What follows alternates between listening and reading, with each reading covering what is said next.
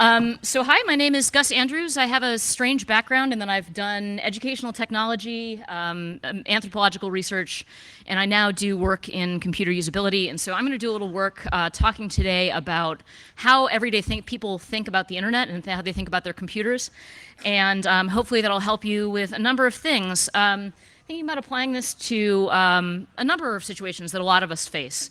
How many people are sort of the go-to fix-it person for computers around them? How many of you also have the t-shirt that says, "No, I will not fix your computer"? Yes, okay, a number of you. I'd rather you didn't wear that shirt. We'll talk about that in a moment, but this is sort of talking about how you got to the point where you want to wear that shirt. We'll talk about how to convince coworkers or other people around you to improve their security practices and some of the reasons why they might not be improving their security practices in ways that you'd like to see. This applies, a lot of this stuff will apply to usability as well. I'll be talking a little bit about human-computer interaction. And teaching also at any level, be that at a crypto party, be that in a classroom, be that just sort of like casually, informally. So the stuff I'll be talking about is not just like shit I came up with myself. And I will cuss a lot. It will come sort of from cognition a lot of the time, and then also from studies of human-computer interaction, and then also from some of my own research. So I'll be talking about a couple projects. So the funny thing is, I realized how dated this is. How many we're going to have to start explaining to people that no, that was never a cup holder. That was actually a CD drive, because like, what even is a CD these days? But this is sort of the classic thing about like, why did somebody believe that they should be using their CD drive to hold a cup? Like, because this is the legendary story that was what somebody was using their CD drive for. So the common reaction to this is just to say, "God, you're stupid," right? I want to tell you about this image for a second, though. Everybody needs to go find this image. The title of this image, it is a Creative Commons licensed image on Wikimedia. The title is Sabu and His Tandy.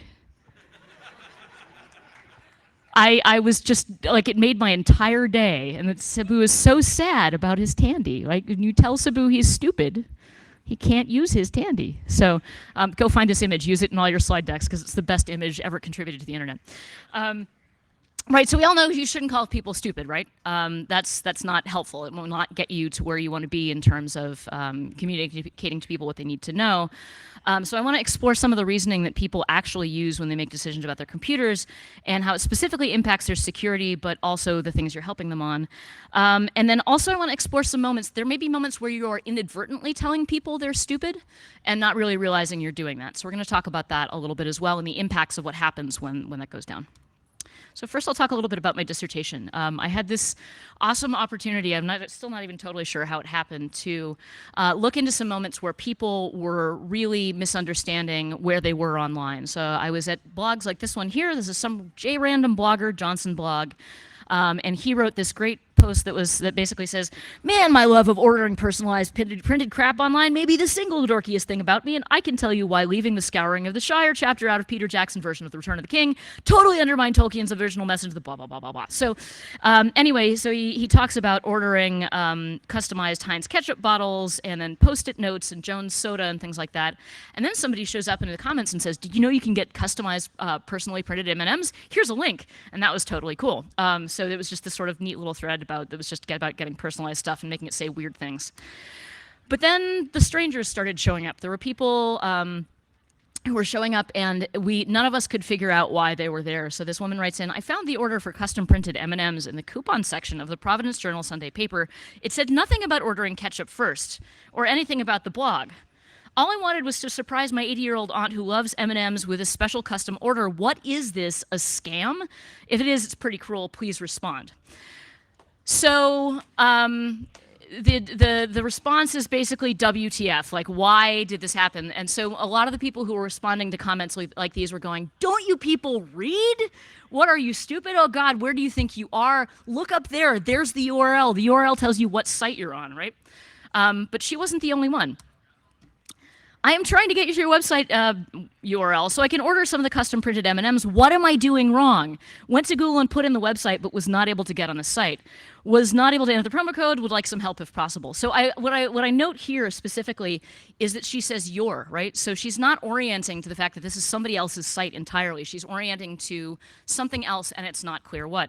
One of the things I noted, going back to the previous slide, the thing that convinced me that these people were not just not reading at all, this woman found this page and she said ketchup, right? Like she's like, ketchup was somehow involved because the title was Ketchup the People. And it says Johnson blog across the top. So she read blog and she read ketchup, but there's something in her reading skills that were not quite working out for her in the modern internet context of doing reading. So what I was doing was thinking a lot about how these people were just reading in a different way, and it happened to be one at odds with the sort of powerful ways of reading the internet.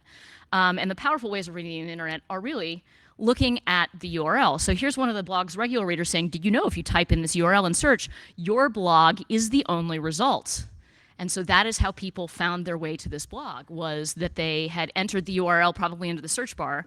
And this is actually before most browsers were disambiguating or not disambiguating between URL bar and search bar. So everybody was just putting searches into the URL bar.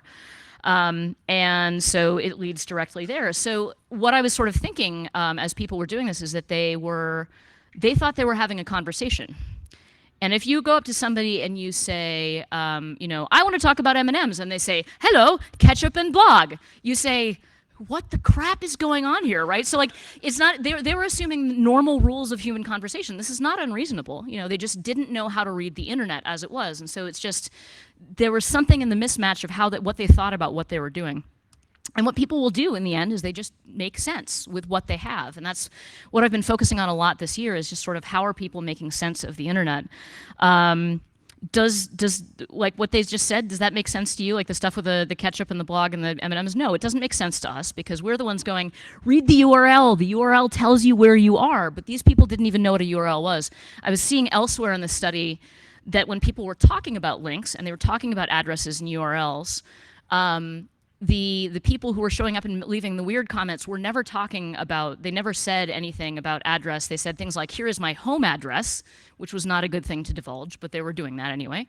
You know, like, here's my street address, please come and harass me. And then, you know, the commenters who knew what was going on in the blog were saying, look at the URL, look at the URL. So there was this big gap in the things that they were using to make sense.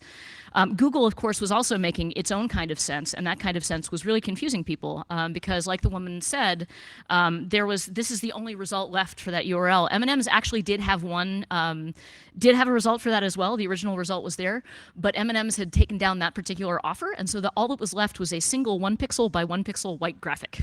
And so the page looked completely blank unless you were looking at the source code, so that was pretty magical too. But to Google, you know, Google is like, well, obviously what you want is URL for M&M ketchup blog. Yes, you have it. And people are like, I don't speak this language, what are you talking about? So, you know, Google is making sense one way and other people are making sense in other ways. And so, you know, what you have to take a look at is what people are using to reason with. Aristotle was under the impression that, and made the argument, and as many thinkers have since, I think Locke did as well, that the child when born is a tabula rasa, a blank slate. And the fact of the matter is, if you look at more contemporary research on growth and learning, that is not the case. Nobody comes into anything, even birth, like, you know, you are shaped by some of the experiences in the womb even. You are shaped by your immediate sensory stimuli when you're very young. For example, if you don't get any nurturing, you don't really develop well emotionally and you develop sort of attachment disorders, right? So by the time they get to you at a crypto party, right, they're really not a blank slate. They're not an empty vessel. There are already things in their heads. They're very definitely things. And so I will talk a little bit about sort of how I'm seeing people. They will, if you don't understand what's already in their heads, you will find that they will build new knowledge on top of their old knowledge, and it's not always going to go the way you want. And so that's a reason to, before you start talking at a crypto party or in your class or wherever, even if you're just a lecturer at a college, lecturing can be really super ineffective if you're just piling knowledge on top of students and not really getting a sense of what they already know. If you know there are misconceptions that students may have, you want to go and suss those out. Maybe if you have a survey, big, massive survey lecture course at a university, you could do a little survey and say, you know, what do you believe about this, X, Y, and Z? And if they're showing up that they have a number of misconceptions, it's good to address those quickly, or if you could just address them in the course of your lecture anyway. So one of the things I found this year I did a study where I was having everyday people and experts as well draw maps, basically, of how they thought email worked. With an eye to looking at how they believe the internet worked, because I feel like email is a little bit easier to understand. You don't have to understand about like it's serving a page and server client architecture and things like that. So it's maybe a little bit clearer to some people. Mental model is a term that you'll hear a lot from cognitive researchers. It basically means, the idea that people have sort of a working system model in their brain. The idea of mental models is actually questioned. Some people are sort of going, okay, well, what people are actually doing is just accessing that knowledge on the fly as they go. But there's enough sort of critical mass around mental models that it's at least interesting to look at these maps, and I'll show you some of those in just a moment, as an artifact to understand what people will come up with when you ask them and what they'll sort of put together. So during the course of doing this, I did a number of interviews, a couple places. We had one site doing this in the Netherlands. We had one site doing it here in Brownsville and Harlem, the Bronx. And then we had one site in Rhode Island doing, having people draw their maps of things. And one of my respondents, while he was drawing his map, talked about ping time, which surprised me because I hadn't expected him to be that technical. He was sort of making a lot of other mistakes in a lot of ways when he was talking, or not. And when I say mistakes, he's not matched up to what an IT guy would know to do in order to make the system work for him correctly, right? So, I mean, he can be coming up with something that maybe works for him, but turns out to be sort of faulty because it doesn't match up with the actual reality that's out there. What he said was, when you open a link, it pings off a router, and then he pointed to a picture of a satellite that he'd drawn to mean router. And he says, if that link takes more than 5 seconds to load, it's encrypted. So the very interesting thing was that he had said ping at all, right? Like he knew the words ping and router. And as I talked to him further, it turned out that he'd actually taken a couple of community college courses on IT. It was sort of a basic entry-level course. And so what had happened is he'd gone from using that knowledge and he just misappropriated it. Like he just misunderstood what was going on and sort of built this concept in his mind where that was going to tell you about security. He had a number of really interesting ideas that were sort of not matched up to how the system actually worked.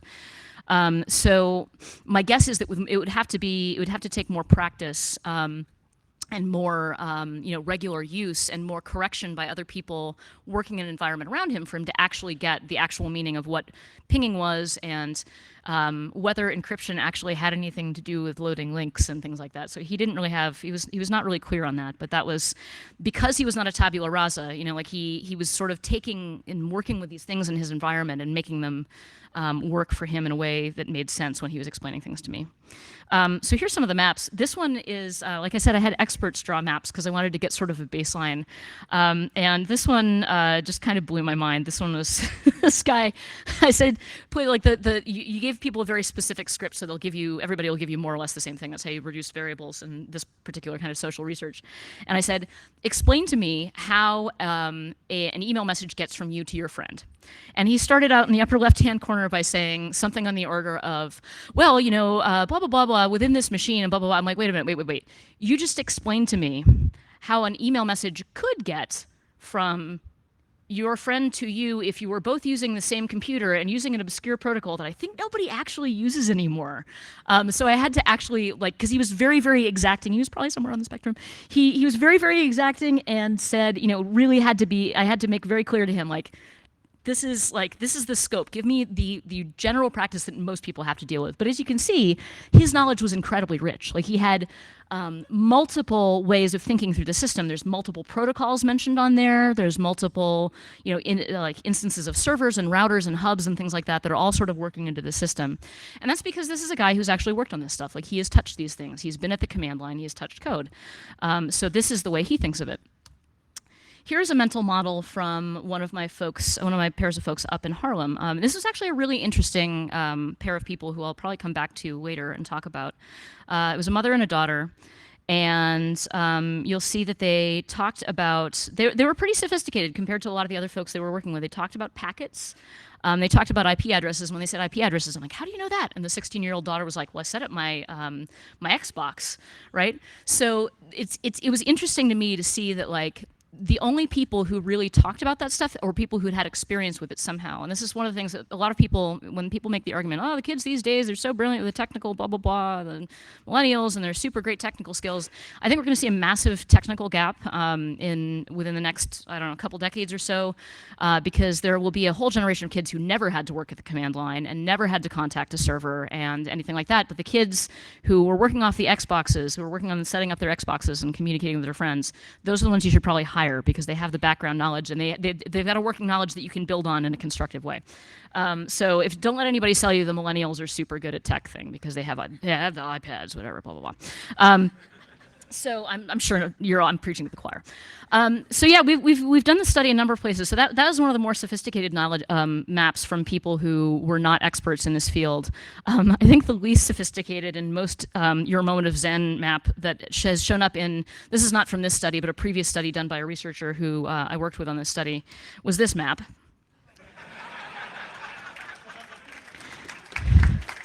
Just meditate on this. It's beautiful. It's just like, it's so simple. Wouldn't it be nice, like, if everything was that simple?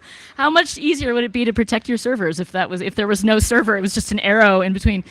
But once again, this is. I mean, what this is sometimes you get people just sort of going, I have no idea. All I know is there's a laptop and my friend's laptop, and there's something going between them, and that's all I get. We actually, one of the things we did on the study that we ran just recently was give them more scaffolding so that we prompted them, and you sort of kept going and sort of said, and what else, and what else, and that helped elicit more of their models. So.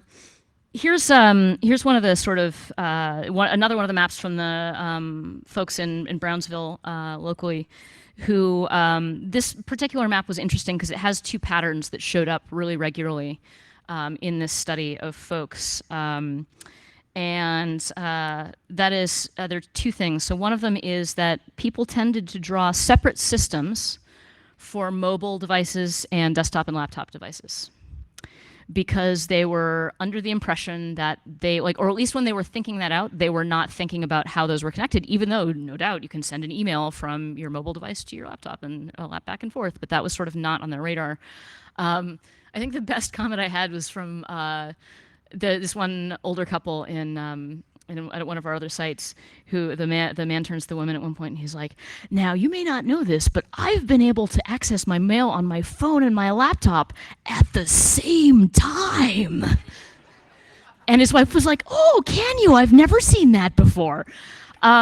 So there's obviously a lot of other conceptions that are sort of not, underlying that. Like there's sort of this sense of, like, the way he talked about it, it was just like, it's magic, right? Like it was not something that, there was some sort of system underlying it. Mailboxes were specifically the thing that was missing. I should say that one of the things we did in the study, we first had people draw a freehand map like this, where we just said, fill up a blank page. And then we gave them a little bit more scaffolding. We actually gave them icons and stickers of particular elements that were involved in sending email. And so even when we gave them the sticker that said mailbox, they used it in some unexpected ways. And I'll talk about that more in just a moment. The other really interesting pattern that kept coming up that I was kind of like weirded out by was like, when they talked about Wi-Fi or routers or things like that, this is a freehand, so they came up with a router themselves. There was sort of this faucet model where it's like the internet comes in through the Wi-Fi device, and there's no indication that communication goes back out through that same device. Where it goes is not entirely clear. Like, they clearly had a sense that it goes through, but frequently it would go around the router. It would go someplace else. So you notice that here the routers are just like, the stuff in the middle is this stuff, that's stuff going between the two computers, but the routers are just sort of there. They're bringing the internet into your house, but they're not sending anything back out again.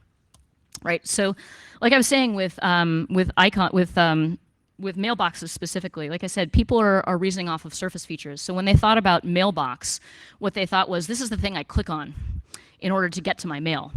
And I think the whole concept of mailboxes generally, like, I have multiple mailboxes. Junk is a mailbox. The reason I have mailboxes is there's one on the server and it's remote and I have to access it.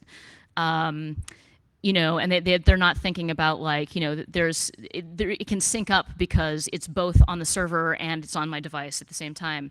Can anybody in the audience hazard a guess as to why any of us, who are maybe not even all that formally trained, understand that there's mailboxes on servers? Somebody just shout it out. Sorry? Because servers. I'm not hearing too clearly. My guess is that generally it's because we were around for an era when you didn't have constantly synced mail, right? Like you were aware that sometimes you would have to go back and access your mail and get it synced up. And I forget which protocol is which, POP and IMAP. POP3, right? So, and that's the one we're using now, or that's the IMAP is what we use. Yeah. So the thing is, we remember POP3, and nobody else remembers POP3. So that's they don't have that to reason with. All they have to reason with is there's an icon and it's on my machine. And so, of course, servers were gone. There were no servers. And even when we gave them stickers of servers, sometimes they wouldn't use them. Sometimes they would go from their hand-drawn maps and where they had said satellite or something like that, and then they'd say, oh, well, I meant server, right? So they were seen as interchangeable, and it was frequently satellites, especially. So I think a lot of the folks I was talking to in New York were sort of mobile-first populations. They hadn't spent as much time on the desktop. And so that was how they thought that their phone connectivity was getting to them. So that was sort of that infrastructure was all sort of hidden, basically. Like it was behind the scenes, and they didn't have that to reason with. They couldn't think about it, right? So I've been thinking, actually, one of the things that could conceivably be helpful to users. I know the trend in usability is to make interfaces as simple as is humanly possible and not burden users with additional information. But some sort of thing like this is syncing with the server. The server is a thing, and you can see it like almost like that, Microsoft Windows, like your thing is going into the trash basket. Like some little animation might just go a long way to helping people understand that there is something out there that's not your machine where your stuff is. The other thing that just completely blew my mind is there was a couple of casual, offhand comments made by various people to the effect of, wires aren't cool anymore. So that was like people sort of going, well, of course all of this goes through the air, it goes through the air, it goes through the air. We just it's like the new trend, the new hotness is Wi-Fi, and so we don't use wires. They don't believe that anything's going over wires. So forget teaching them about wiretapping. Forget teaching them about that kind of connectivity.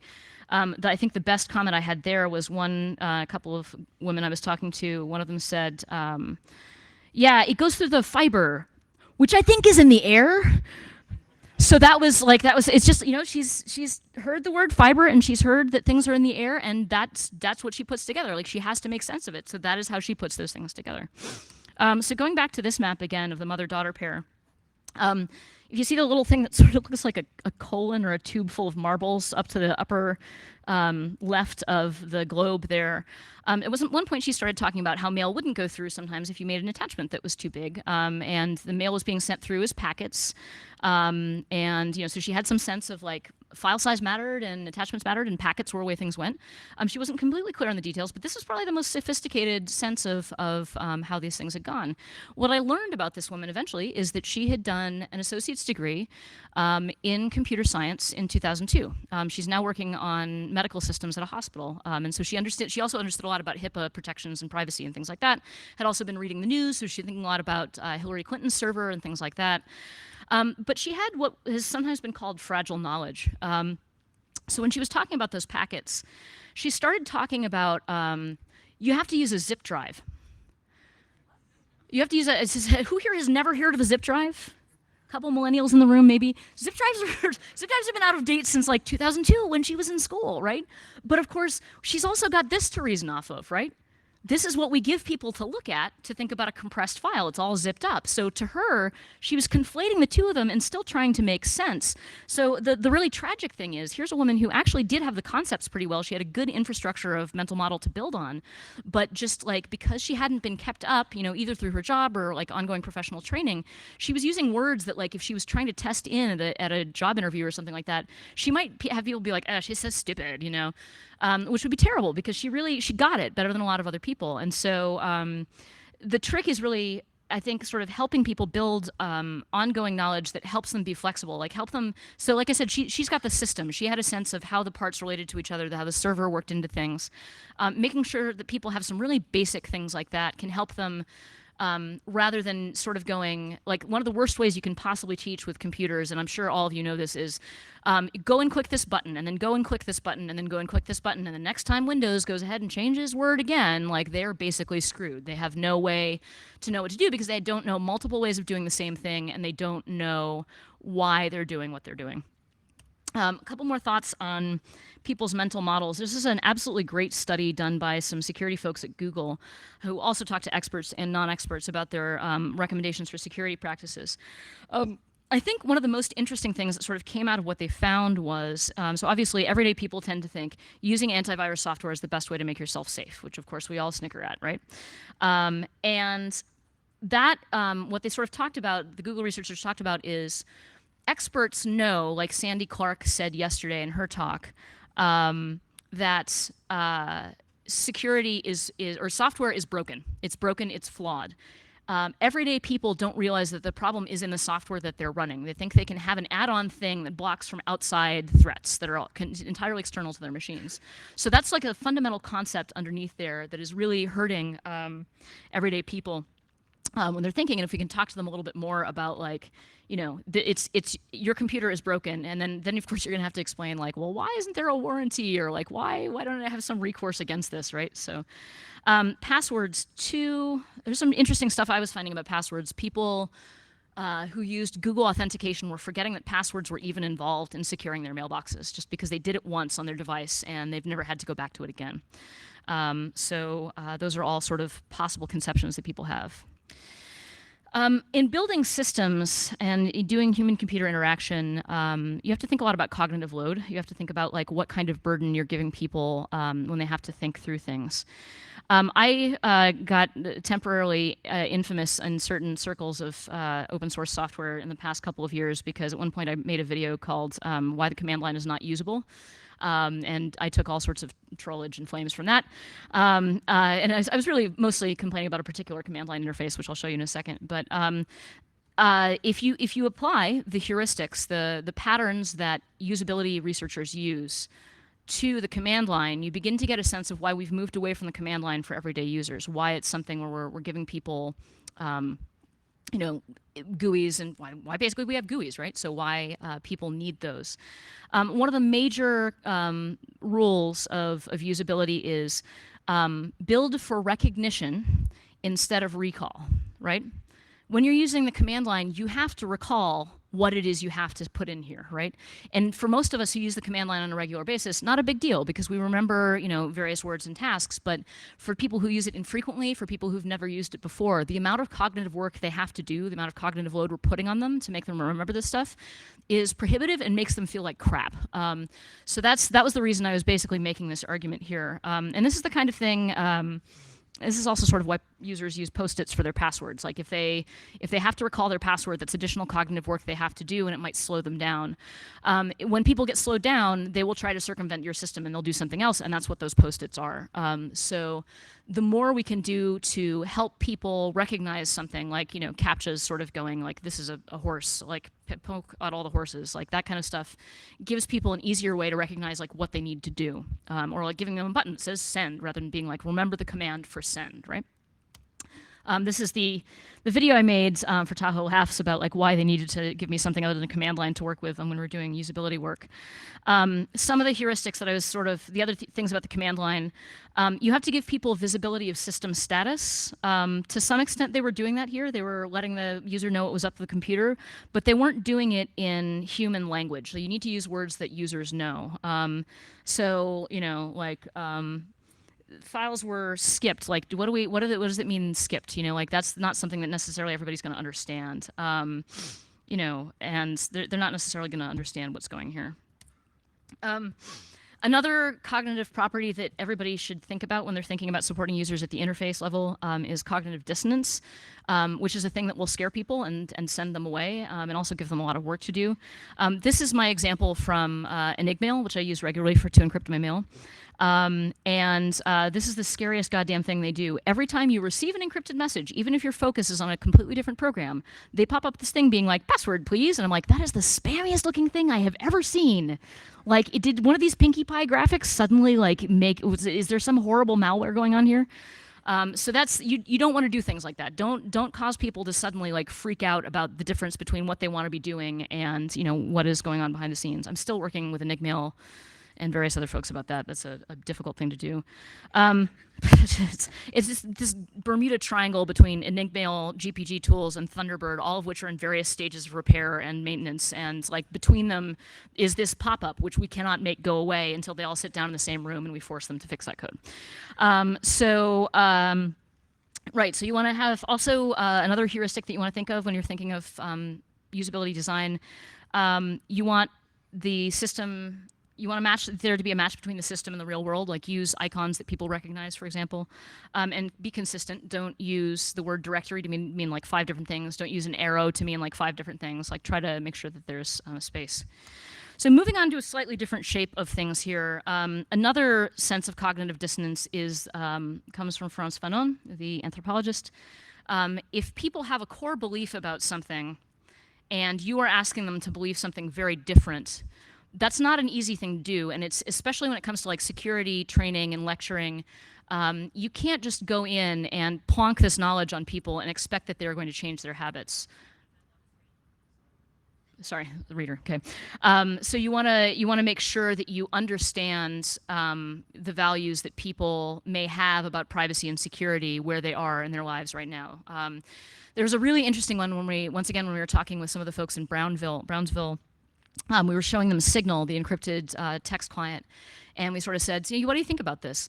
And they said, "Well, we can see the chat records, so we assume that this is not safe," because they were used to Snapchat.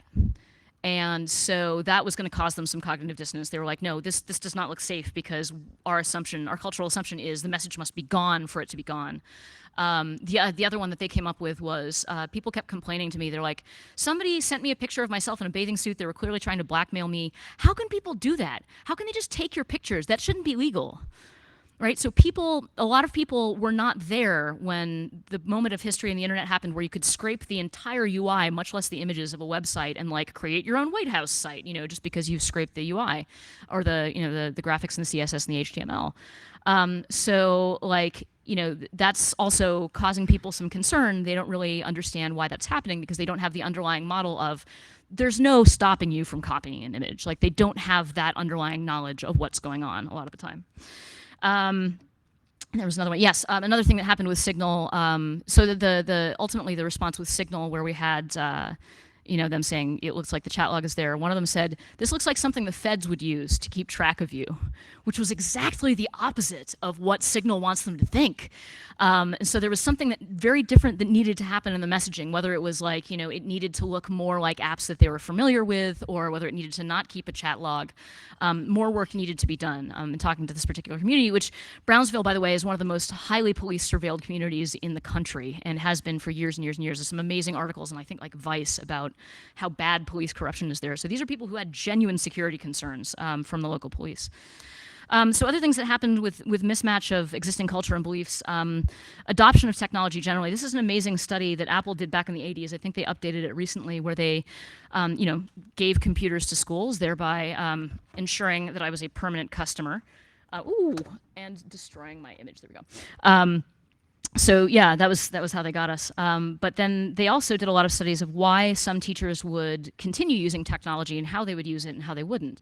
And one of the things they found is that the teachers who did not continue to use the computers they were given, or would use them in sort of like drill and kill, boring kinds of ways, those were the teachers who believed that, who placed a high emphasis on order in their classroom. Like if they were used to making everybody sit down and shut up, and not having students excitedly share information with each other or techniques, and if they were not used to having students like actually teach the entire class and stepping aside and letting students have expertise, then they weren't going to continue on with that technology, which of course then, wastes entire generations of students who are in the classrooms with teachers who are really frustrating that way. But so that's something where this particular study emphasized that when you are working with teachers to try to get them to adopt technology, you have to work on their existing culture of teaching and their existing beliefs about teaching. And you may need to say, okay, now get ready. This is going to cause your students to talk to each other, and you may just have to let go on that. And here are some ways to help you manage that a little bit better. Otherwise, if you don't do that sort of cultural work, and that was sort of a major failing of the One Laptop Per Child project too, is they just sort of didn't have anybody in there doing the cultural work to sort of match things up with what people were doing in the local community. That can really ultimately slow you down in terms of adoption. Let's see. I think I'm going to actually skip over the next slide. Talking as I was noticing time. So there are some other sort of things that are sort of more at the cultural, personal level. There's a thing called stereotype threat. Uh, and the sort of finding here is that if you say to people before they start a task something about them that is sort of a negative perception of people like them. So if you say like women aren't good at math, or if you say something that's sort of, even if it's just sort of a veiled thing about that, like, or gay people are just not cool and ought to go away. If you do that, no matter what the task is, especially if it's a related task, the performance of whoever you're talking to will be impaired. And I'm suddenly just noticing the irony of how I've been scheduled right now against somebody who tends to make homophobic comments in his talk. Yeah, so there's a reason I didn't want that to happen. So yeah, I mean, that ultimately people will perform less well. So frequently if you go in and you sort of say anything about even calling attention to somebody's gender or their race when you're coming in, and that may be as simple as, like, a lot of us as white people sort of come in and like, yeah, I'm going to talk like African American vernacular English. Don't do that. Like, I do it all the time and I really shouldn't. But like that sort of foregrounding of things about some characteristic of people may cause them to have a harder time working with you to learn something right after that. So stereotype threat is what happens when you present somebody with a stereotype, and that sort of lessens their performance. This may also contribute to learned helplessness. Some early cognitive studies, the animal-based ones. This is the perfect picture. It's like, no, help. So if you're consistently going to somebody in your family and you're like, why don't they get it? I've told them this 100 million times. Learned helplessness might be part of it. The initial cognitive finding was that when you give animals shocks, I always hate seeing studies like that, but if you give animals shocks and don't give them a way out of it, even when you eventually give them a way out of it, they may ultimately decide there's nothing they can do, and you will actually have to physically put them up and pick them up and take them away from the shocks in order to get them to do things. And this is also something that's been, there's research that's sort of built on this into thinking about human characteristics and culture. And there was one quote that I found on Wikipedia that was amazing. It was, helplessness born in the face of inescapable prejudice matches the helplessness born in the face of inescapable shocks.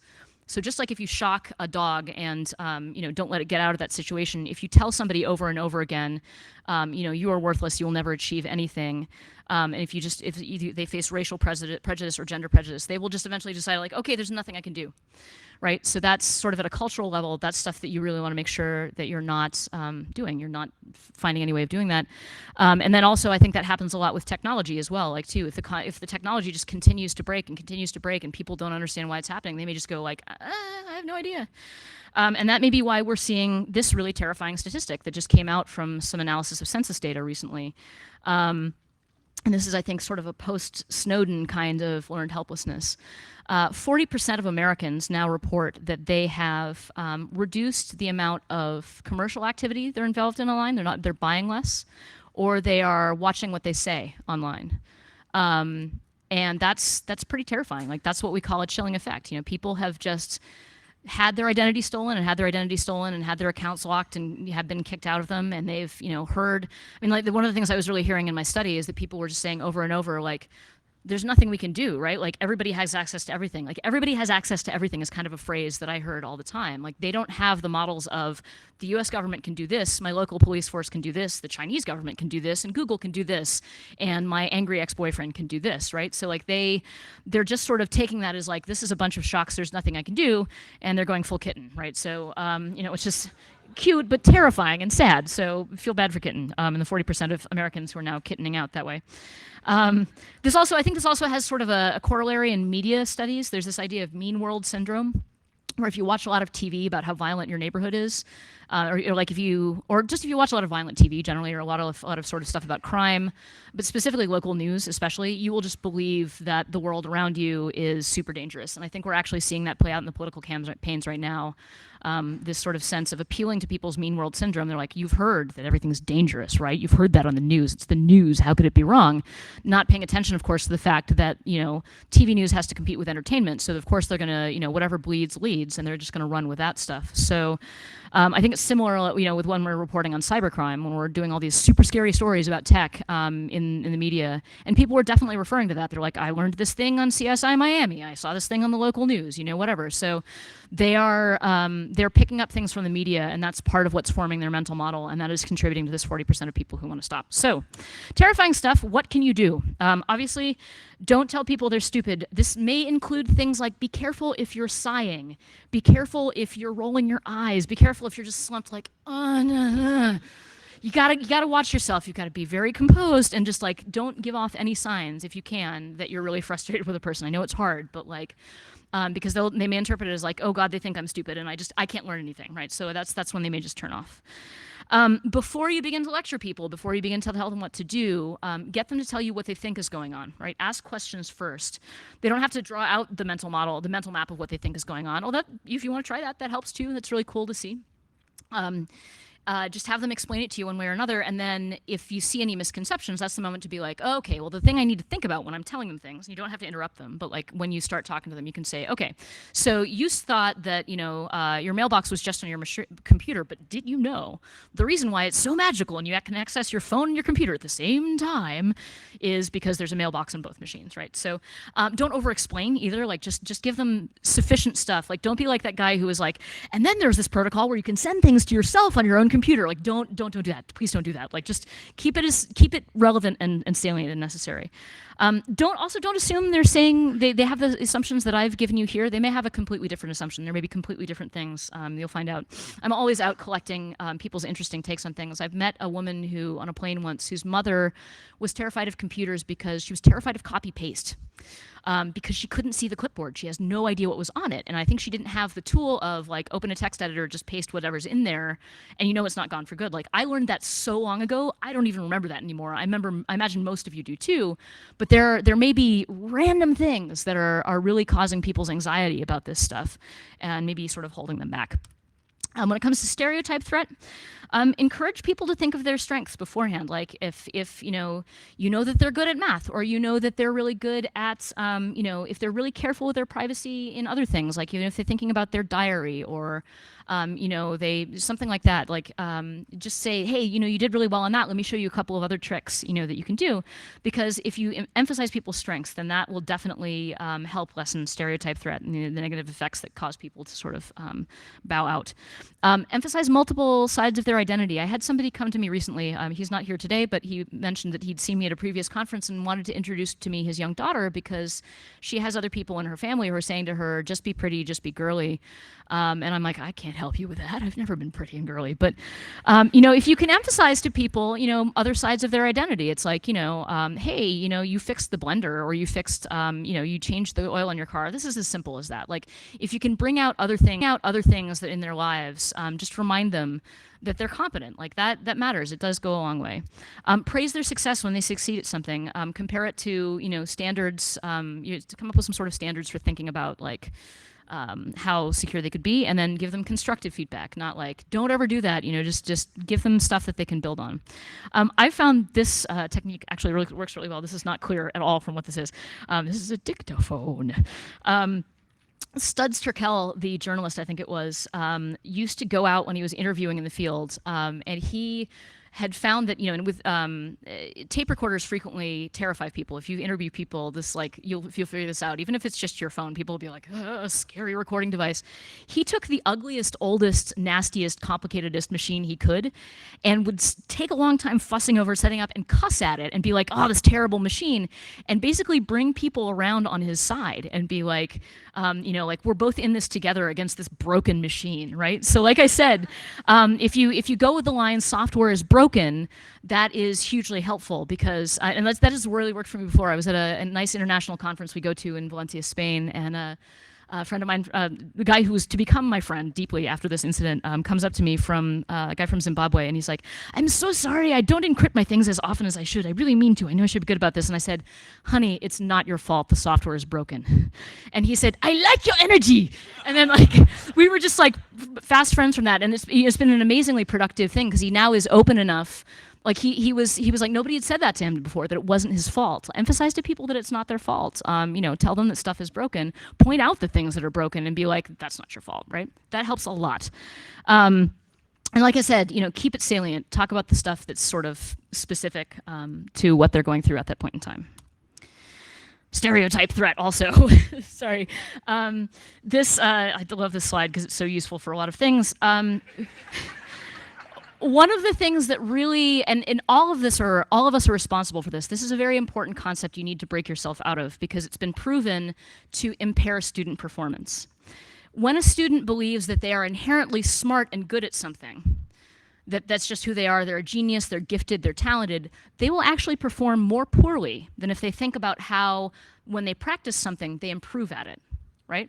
That is actually, that's like across the board consistently. If you emphasize to students that how they're growing and how they're learning, that's important. So I think we need to stop talking about the geniuses in this field, the Steve Jobs, the Brie Pettis, the whoever, Mark Zuckerberg, blah, blah, blah, blah. Stop it. Like, that's not helping anybody. Your being a genius isn't helping anybody. We all need to focus on, how practicing lets us improve all of our skills. Something that came up in Cory Doctorow's talk earlier that I really wanted to mention, because some people were sort of asking, like, how do we do this? How do we get people around the way that they're thinking when they have these really denialist models of thinking about things? I read an article a little while ago that I'm clinging to for dear life because I really hope it works given the sort of number of really terrible ideas that are going around out there. One of the most effective things apparently you can do to get people to give up on a firmly held bad belief is get them to, once again, explicate their mental model, get them to explain to you, to say, how does that work? Have them spell it out. And they may not right in front of you go, oh, no, you're right. But it's been proven that later on, they will actually begin to sort of go, oh, wait a minute, that was not right. That was not cool. And I've been talking with a number of folks lately who came out of religious fundamentalist families and began to encounter news about evolution and things like that. And it's a slow process. And one of the challenges is, once again, it's against deeply held beliefs. And in the case of evolution, and thinking about systems of biology, it conflicts with their sense of self as well. One of the most terrifying things is to think that you might have been wrong, that you may have been wrong all this time about how the universe works and what your place in it is. And so it's not easy to get people to sort of get out of these models that don't match up with the biological or technical systems or governmental systems that we want them to think about. But it just takes, beginning to make a couple cracks in that wall and then giving them space and supporting them in thinking about themselves in other ways, like beginning to think of themselves as different kinds of people. So excellent. I think I actually came out of this with time for questions, although not too many. Here's my information. There's Sabu and his Tandy again, because he's just the best. Wait, and a special surprise. I also make a show called The Media Show. I'm going to pop out of this right now. We are just now putting an episode. I'm going to make it happen, make it go live, make it go live. Oh, come on. Where's the button? Unlisted. There we go. Public. Save, publish. Brand new episode of The Media Show out as of exactly right now about how hackers find your passwords. If you've been enjoying Hope and feel like you're learning a lot, did it not show up over there? I'm so sorry. To show you the specialness. Hold on a second. No, focus on this window. Boo. Okay, sorry. It's now live. I've just put up the video. It's a simple way of sort of taking some of the messages from Hope about the fact that, like, generally it's more often social engineering and more often non-technical attacks that are the ways that people find your passwords. The whole episode is about that. So go to youtube.com/themediashow. And that's up there. You can also find me at these other places. The Medium link is actually my usability work. I've published a lot of open source goodies there that you can use on your software project. And if you have any questions, please come up to the microphone that's right there. Thank you very much for being here in the time when there's a big other speech going on. I'm always super amazed at how many people, like, how do so many people show up for my talk? I'm just jawing about some shit. Okay. Yes, question. So what do you do when people don't want to engage, or the degree to which they engage progressively gets less. Like when they say, I have this problem, fix it, and you say, okay, I'll teach you how. No, I don't have time for that, fix it. Or when they start swearing and saying how much they hate it because they've forgotten their password. And they know the issues that they've forgotten their password. Or they... Passwords are hard. Like, acknowledge for them that passwords are hard. Like, human memory is, especially when we have to remember so many of them and we're not supposed to reuse them. So, like, I would say acknowledge that. Like, No, they and support have that. a set of known passwords. It's just they don't want to bother going through them. And Well, you can remind them, distributed cognition is a thing. If they have a list and they're written down, be like, hey, just go check your list. There is a password safe, I believe. What is it? 1Pass? Is that the one that's 1Password? Last password? Yeah, I've tried setting them up on LastPass. Yeah, I mean, that's if they're not going for that. I mean, one of the things sometimes is maybe you just have to back away. You have to be like, I'm going to give you space to deal with this. If they really don't have time, they really don't have time.